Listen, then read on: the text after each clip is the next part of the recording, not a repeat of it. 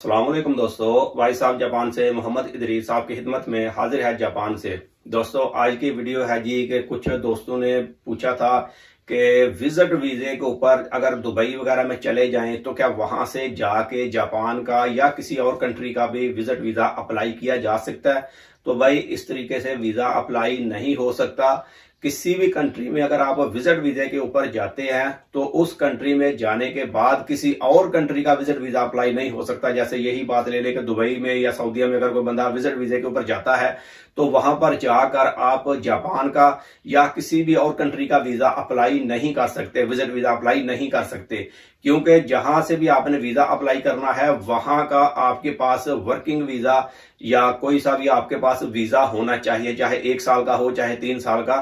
तो फिर आप उस कंट्री से वीजा अप्लाई कर सकते हैं। हाँ, अगर पाकिस्तान से हैं, अपनी होम कंट्री से हैं, तो वहां से तो खैर वीजों की जरूरत नहीं होती, यानी कि इस तरीके से वहां पर बस आपका पासपोर्ट है और आईडी कार्ड वगैरह चाहिए और जो आप काम वगैरह करते हैं तो वो साथ लगा के तो वीजा अप्लाई कर सकते हैं। जैसे पाकिस्तान में है, हम लोग पाकिस्तानी हैं, तो पाकिस्तान से डायरेक्ट एम्बेसी में जाके वीजा अप्लाई हो सकता है। लेकिन यही बंदा अगर दुबई में चला जाए या सऊदीया में या मस्कत वगैरह में चला जाए तो भाई वहां पर जाके विजिट वीजे के ऊपर जाके आप किसी भी कंट्री का विजिट वीजा अप्लाई नहीं कर सकते, क्योंकि उसके जो डॉक्यूमेंट्स वगैरह रिक्वायरमेंट होती है ना, मेन चीज ये समझ ले कि डॉक्यूमेंट्स है।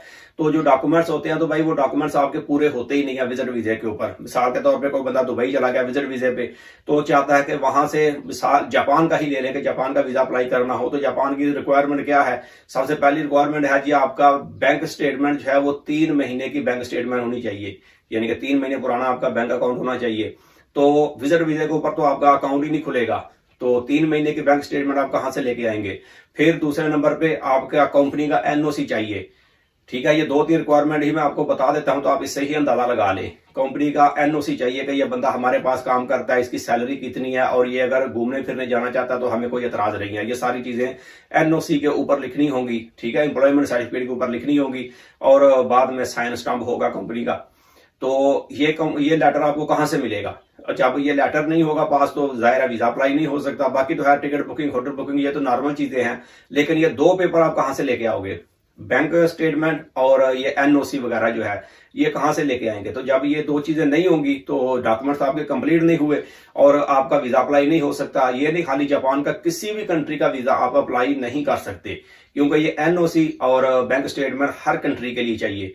तो भाई विजिट वीजे के ऊपर विजिट वीजा अप्लाई नहीं हो सकता। एक कंट्री में जाकर दूसरी कंट्री का वीजा अप्लाई नहीं हो सकता। अब जैसे जापान ही है, मिसाल के तौर पे कोई बंदा जापान ही आ जाए विजिट वीजे के ऊपर और बंदा सोचे कि यहां से मैं अमेरिका का वीजा अप्लाई करता हूं या कनाडा का, यूरोप का या किसी और कंट्री का वीजा अप्लाई करता हूं एम्बेसी में, तो भाई नहीं कर सकते, क्योंकि यहां का भी वीजा अगर आपके पास होगा विजिट वीजा तो यही डॉक्यूमेंट चाहिए, बैंक स्टेटमेंट चाहिए और कंपनी का लेटर चाहिए कि ये बंदा हमारे पास काम करता है। तो ये दोनों चीजें आपके पास होंगी नहीं विजिट वीजे के ऊपर। और अगर किसी का रेफ्यूजी वीजा हो तो वो भी अप्लाई नहीं कर सकता, क्योंकि वो देखते हैं कि आपके पास वीजा कौन सा है, वर्किंग वीजा है तो ठीक है कर सकते हैं, या किसी ने शादी की है यहाँ पर चाहे जापानी से चाहे परमानेंट वीजे वाले से, तो उसके पास वीजा है 1 साल का चाहे हो या 3 साल का हो या 2 साल का या परमानेंट हो, तो वो बंदा अप्लाई कर सकता है। इसके अलावा तो रेफ्यूजी वाले भी वीजा अप्लाई नहीं कर सकते।